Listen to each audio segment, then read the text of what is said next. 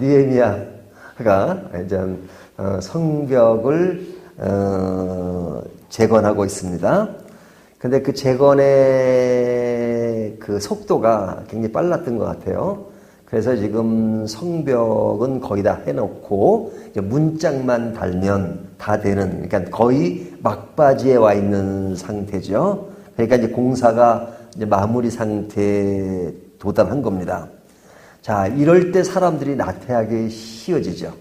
안심하게 되죠. 아, 이제 공사가 다 끝났다. 마무리 단계다. 그래서 안심하려고 할 때 사실 이때가 굉장히 또 위험한 순간이기도 합니다. 오늘 본문에도 보면 지금 느헤미야가 공사를 마무리할 때쯤 돼서 지금 그를 힘들게 했던, 공사를 못하게 하려고 하는 그 주변 세력들이 있었어요. 그 주변 세력들이 지금 공사가 잘 진행되고 있으니까 지금이라도 공사가 안 되도록 하기 위해서 지금 연합전선을 꾸려가지고 지금 계략을 꾸민 겁니다. 어떤 계략을 꾸미냐면 느헤미야를 죽일 생각을 합니다. 그래서 죽이기 위해서 유화책을 쓰는데 그냥 그에게 이제 대화를 하자. 그래서 우리가 어떤 장소에 만나서 지금 이런 모든 문제를 대화로 풀어가자 하는 그런 제안을 합니다. 그 제안하는 내용이 이제 1절부터 4절까지의 내용인데요. 그들이 이제 제안을 하는데 4번씩이나 합니다. 4절 보면 그들이 4번이나 이같이 내게 사람을 보내되, 그러죠? 4번이나 사람을 보내서 지금 어떤 장소에서 만나자. 그 장소가 어디냐면 2절에 보면 오노 평지 한촌에서 서로 만나자 하니 실상은 나를 해하고자 함이었더라. 그를 죽이는 것이 목적이었어요. 하지만 슬쩍 유인해서 그가 오게 된다면 죽이려고 생각한 거죠. 왜 그렇게 하려고 했느냐? 결국은 이제 그 성벽을 짓는 것을 좀 짓지 못하게 하기 위해서 지금 그런 겁니다. 그래서 여기 3절에 보면 내가 곧 그들에게 사자를 보내어 이르기를 내가 이제 큰 역사를 하니, 이 역사를 한다는 것은 일한다는 거죠. 내려가지 못하겠노라. 어찌하여 역사를 중지하게 하고 너희에게로 내려가겠느냐. 역사를, 일하는 것을 중지하게 하고 너희가 멈추게 하려고 하는 그 계략을 지금 알고 있다는 겁니다. 자, 이것을 보면 이 느헤미야가 그들의 전략에 빠져들지 않는 겁니다. 그리고 이제 이 공사가 마무리될 즈음 안심하게 될 때 더욱 조심해야 된다는 것을 우리가 이 본문을 통해서 교훈을 받을 수 있죠. 그래서 안심할 상황이 될 때 더욱더 조심해야 된다 하는 것을 우리가 볼 수 있습니다. 그래서 성경에도 보면 선줄로 안 자는 넘어질까 조심하라. 이 선줄로 안다는 건 뭐예요? 내가 이제 모든 것이 좀 안전하고 이제 이 정도면 됐다라고 생각할 때 성경은 넘어질 것을 조심하라 이겁니다. 자, 이 이야기를 오늘 본문이 하고 있는데요. 이 본문을 이제 그 본문의 어떤 표현 그대로 이야기한다면 1절에 그 중간에 나머지 우리들의 원수들이 내가 성벽을 건축하여 허물어진 틈을 남기지 아니하였다 함을 들었는데, 그때는, 이 때라는 말이 나오면 항상 그 다음에 어떤 내용이 나올 거를 우리가 예상해야 됩니다. 성경에 보면 뭐뭐 할 때 그런 말이 나오잖아요. 여기는 나눠서 들었는데 그때는, 그때죠? 그때가 언제예요? 이제 문짝만 남겨놓은 그때에. 그래서 제가 조금 전에 설명드린 그런 모든 것이 지금 마무리될 때 지금 어떤 일이 벌어질 것인가 하는 것들 지금 예고하는 겁니다. 자, 그때 어떤 일이 예고됐느냐. 2절을 보면요. 다시 산바람과 게셈이 내게 사람을 보내어 이르기를 오라 우리가 오노 평지 한촌에서 서로 만나자 하니 실상은 나를 해하고자 함이었더라. 자, 만남을 요구합니다. 4번씩이나 그를 죽이고자 하기 위해서.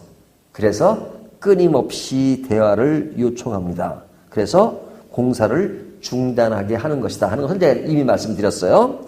자, 두 번째 이야기는 뭐냐면 5절부터 7절까지 이야기를 보면 이들이 이제 이와 같은 계략에 느헤미야가 속지 않으니까 그 다음 단계의 전략을 씁니다. 그것이 뭐냐면 그 느헤미야가 이렇게 성벽을 쌓는 이유가 뭘까? 성벽을 왜 쌓죠? 우리들은 알고 있잖아요. 성전은 건축이 되어도 이 성벽이 무너져 있으면 다른 외세가 침입하면 방어할 수가 없잖아요. 그래서 성벽이 무너졌으니까 성벽을 쌓아서 그런 방어를 하기 위한 것입니다. 그것이 자기 고국, 자기 나라를 보호하기 위해서 그런 것이죠. 그런데 이들이 말을 완전히 바꿉니다. 어떻게 바꾸냐면 이 성벽을 쌓는 것은 모반이란 말을 써요. 여기 배반하기 위해서. 누굴 배반하는 거예요? 유대인들이. 지금 이들은 아직까지도 그 페르시아가 이들을 돌려보내긴 했지만 아직까지는 페르시아의 속국이에요. 그러니까 이 페르시아 왕이 지금 그들을 돌려보내면서 너희 안에서 자유롭게 살고 그 다음에 이 느헤미야를 총독으로 보낸 거예요. 총독으로. 그러니까 그 왕의 말을 잘 들어야 되거든요. 그래서 이 총독으로 보낼 때 이제 어떤 일들이냐면 이렇게 그 당시 사람을 황제라 그러죠. 황제와 지금 여기 총독 사이에는 이렇게 언약식을 합니다. 언약식을 하는 것은 뭐냐면 내가 내 말을 안 듣고 제때 바칠 것을 바치지 않으면 어떻게 된다 하는 그런 언약식을 하는데 언약식 하는 장면이 그 창세기에 나옵니다. 창세기 보면 아브라함과 하나님이 그 언약을 맺을 때 동물을 반을 쪼개가지고 반 쪼갠 사이로 가잖아요. 그 쪼갠 사이로 가는 것이 뭐예요? 내가 이 언약을 지키지 않으면 이 동물 쪼개진 동물처럼 된다라는 거잖아요. 그래서 그런 왕과 총독 사이에 그런 것을 합니다. 하지만 아브라함의 경우는 그 사이로 누가 지나갔어요? 하나님과 아브라함의 언약식이에요. 근데 그 사이로 누가 갔죠? 아브라함이 지나가지 않았어요. 하나님이 지나가셨어요. 네. 언약을 안 지키면 사람이 어떻게 되는 거죠? 그러니까 그 힘을 가진 자가 힘이 약한 자가 지나가게 하잖아요. 내가 안 지키면 이렇게 된다. 근데 아브라함과 언약은 하나님이 그렇게 하셨어요. 하나님이 너를 지키실 것이다. 일방적인 언약을 통해서 하나님이 너를 보호하겠다는 확실한 것을 보여주신 것이죠.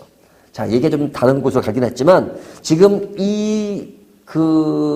느헤미야는 지금 페르시아 왕에게 그 모든 것을 제때 잘 보고도 하고 제대로 해야 되는 상황입니다. 근데 이 사람들이 지금 안 좋은 소문을 퍼뜨려요. 이 느헤미야가 성벽을 건축하는 것은 지금 왕을 대적하기 위해서 그런 거다. 그리고 자기가 유대인의 왕이 되어가지고 지금 하나의 배반하기 위해서 지금 이 성벽을 쌓는 것이다 하는 소문을 자꾸 퍼뜨린단 말이죠. 그래서 페르시아가 느헤미야를 신뢰하지 못하도록 안 좋은 가짜 뉴스를 통해서 지금 오해를 하도록 그렇게 만든 것이죠. 그래서 그러한 일들을 지금 이들이 범합니다. 자, 이런 일을 범했을 때 지금 느헤미야는 어떻게 반응하죠? 8절 내가 사람을 보내어 그에게 이르기를 내가 말한 바 이런 일은 없는 일이요 내 마음에서 지어낸 것이라 하였다니 이는 그들이 다 우리를 두렵게 하고자 하여 말하기를 그들의 손이 피곤하여 역사를 중지하고 이루지 못하리라 함이라 이제 내 손을 힘입어 하옵소서 하였노라. 그러니까 느헤미야는 이런 데 그냥 탁 끌려가지 않고 그냥 반드시 자기의 어떤 위치를 분명히 지키고 있죠. 그리고 이제 세 번째 전략이 뭐냐면 10절부터 14절까지인데 이때는 사람을 매수합니다. 어떤 사람을 매수하냐면 12절 이후에 무에다벨의 손자 들라야의 아들 스마야가 두문불출하기로 이 스마야를 지금 매수해서 근데 이 사람을 매수하면 느헤미야와 친한 사이잖아요. 그래 이 사람이 두문불출하니까 느헤미야가 이 사람의 집을 찾아갈 만큼 가까운 사람이다. 가까운 사람을 매수해요. 매수해서 어떻게 느헤미야를 유도하냐면 내가 지금 다른 사람들에서 생명의 위기를 안고 있다. 그러니까 나와 함께 성전으로 가자. 이 사람은 제사장이니까 성전으로 가자. 성전에서 숨자. 근데 느헤미야는 선지자가 아니잖아요. 또 제사장도 아니잖아요. 그러니까 그런 사람이 성전에 들어가면 안 돼요. 그러니까 유도하는 거죠. 성전에 들어가게 함으로써 그를 넘어지게 하기 위한 하나의 전략이에요. 나중에 보면 이 느헤미야가 그 전략을 알아차리죠. 이것이 그가 자기를 죽이고자 하는 전략이었다. 그러니까 사람이 한 사람을 죽이기 위해서는 수단과 방법을 가리지 않고 완전히 넘어뜨리고 나중에 안 되니까 그의 친한 사람을 매수해가지고 그렇게 하는 것. 이것이 뭐 옛날이나 지금 똑같아요. 똑같아요. 참 인간의 어떤 그 문화는 변해도요. 인간의 본성은 변하지 않습니다. 옛날 사람 거짓말하는 거나 지금 사람 거짓말하는 거나 옛날 사람 죽이는 거나 지금 사람 죽이는 거나 뭐 똑같아요. 똑같아요. 죄의 역사는 변하지 않아요. 문화는 다르죠.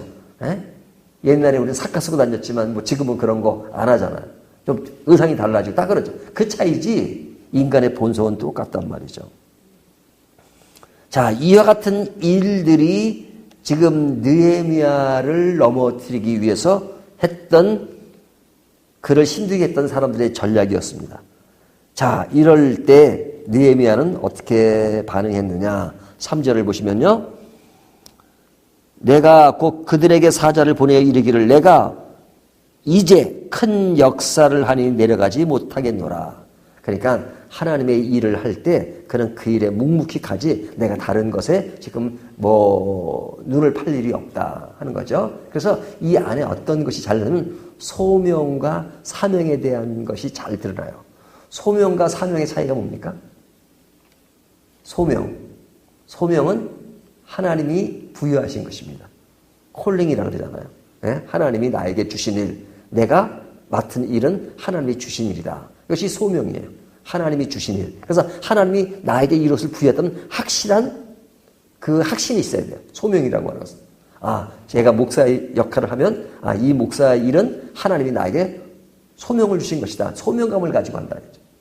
사명은 뭐예요?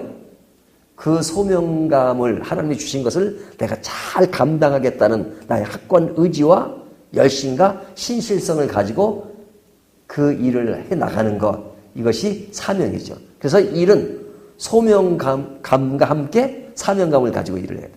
하나님이 주신 일을 분명히 하나님이 원치 않는 일을 내가 하는 건 소명감이 없는 거죠. 내가 열심을 해. 근데 하나님이 원하시는 일이 아니었어요. 그것은 소명감이 없는 사명감은 잘못된 것입니다. 근데 느헤미야는 확실한 하나님이 주신 일, 또 하나님이 말씀하신 것이니까 그래서 사명감을 가지고 할 때는 누가 뭘 해도 오직 그 길을 향해서 쭉 갈 수 있는 것, 멈추지 않고 갈 수 있는 것, 중단 없이 갈 수 있는 것, 이것이 중요하죠. 두 번째는 8절 9절에서 그가 누명을 쓴 거잖아요. 사람들이 헛소문을 퍼뜨리잖아요. 하지만 그런 것에 쉽게 흥분하거나 끌려가지 않아요. 자기 일이 확실하면 누가 뭐래도 누가 오해해도 그냥 흔들리지 않습니다. 오해받는 것을 두려워하지 않아요. 근데 어떤 인간에게 자꾸 의지하고 인간에게 목표를 두고 어떤 줄을 쓰고 그러면 어떤 정치에 너무 끌려다니면 자꾸 눈치를 보죠. 눈치를 보니까 자기에게 안 좋은 소문이 돌거나 그러면 정신을 못 차리죠. 그 자체를 해결하려고 하다 보니까 문제가 더 꼬일 수가 있단 말이죠. 하지만 믿음의 사람은 그런 억울함이 있지만 그것을 다 그냥 방어하려고만 하지 않고 물론 지혜롭게 할 필요가 있죠. 하지만 꿋꿋하게 그 길을 갈 수 있는 거. 왜? 나는 하나님을 믿고 가는 것이니까. 그 다음에 11절을 보면 그런 사람을 매수해서 하는 그런 일들이 벌어졌지만 그는 정도와 법을 지킵니다. 그래서 목표를 보고 갑니다. 사람을 보지 않아요. 우리가 물 위로 걸으셨던 예수님의 사건 알잖아요. 걸어오니까 제자들이 유령이다 그러잖아요. 그냥 가까이 보니까 유령이 아니라 예수님이에요. 그러니까 베드로가 내가 그 예수님이 걸었던 것처럼 물 위로 갈 수 있습니까? 그러니까 예수님이 뭐라 그러세요? 걸으라. 베드로 걸어서 안 빠졌어, 처음에는. 왜 빠졌어요? 주님만 보고 가면 되는데 옆에 보니까 막 바람이 불고 풍랑이 있으니까 그냥 밑으로 가라앉잖아. 왜? 그 내용이 시사하는 것이 뭐예요? 주님만 바라봐라 이거죠. 자꾸 주변 환경을 바라보지 말고. 주변 환경을 자꾸 바라보니까 그래요. 하나님이 크게 보이는 사람은 주변 환경이 작게 보입니다. 하지만 주변 환경이 크게 보이는 사람, 내 어떤 엮어지는 일들이 너무 크게 보여지는 사람은 하나님이 작게 보여요. 믿음이라고 하는 것은 하나님을 크게 볼 수 있는 것입니다. 그래서 느헤미야는 길을 가는데 그 길을 가는 것을 가만히 보면 그것을 누가 이렇게 컨트롤 해주세요? 12절을 보면 하나님이 넘어지지 않도록 느헤미야를 잘 잡아주시잖아요. 예? 느헤미야가 깨닫는 말은 하나님이 그렇게 알려주신 거잖아요. 깨닫고 그 길을 간다. 그래서 이 느헤미야의 사건을 보면 이런 질서 있게 이런 것들을 잘 해결해 나가지만 그가 항상 빠지지 않는 것이 있어요. 그 빠지지 않는 것이 뭔지 아십니까? 그것이 가장 중요해요. 14절을 보면요. 내 하나님이여 도비야와 산바락과 여선지 노아다와 그 남은 선지자들 곧 나를 두렵게 하고자 한 자들의 소행을 기억하옵소서 하였노라. 그렇게 말했다는 거죠. 그 앞에 내 하나님이요. 그렇죠. 뭐 했다는 거예요? 기도했다는 거죠. 기도가 끊이지 않아요. 늘 기도하면서 기도하는 사람. 진짜 기도하는 사람은 바로 이런 사람이에요. 모든 일들을 하나님께 맡기고 하나님이 원하는 뜻을 따라가고 하나님을 바라보기 때문에 다른 곳에 눈을 돌리지 않아요. 하나님이 가라면 가고 하나님이 멈추라면 멈출 수 있는 것. 이것이 믿음입니다. 이것이 신앙이에요. 믿음의 사람들은 한결같이 그 선을 지킨 사람들이에요. 그도 인간인데 나약하잖아요. 어떤 압력이 들어오면 어떤 그런 자기를 해하려는 것이면 두려우면 마음이 왜 없겠어요. 힘든 마음이 왜 없겠어요. 넘어지고자 하는 속을 수밖에 없는 그런 상황을 왜 경험하지 않겠어요. 하지만 그런 와중에서도 견딜 수 있는 것은 그가 늘 하나님을 전적으로 의지하는 믿음이 있었기 때문에 그렇습니다. 믿음은 우리를 잡아줍니다. 그리고 우리를 그릇된 길로 가지 않도록 잡아줍니다. 하나님께서 성령께서 우리를 잡아주십니다. 이런 경험을 저와 여러분도 늘 하시면서 늘 꿋꿋하게 하나님이 원하시는 길을 가는 저와 여러분이 되시기를 주님의 이름으로 축원합니다.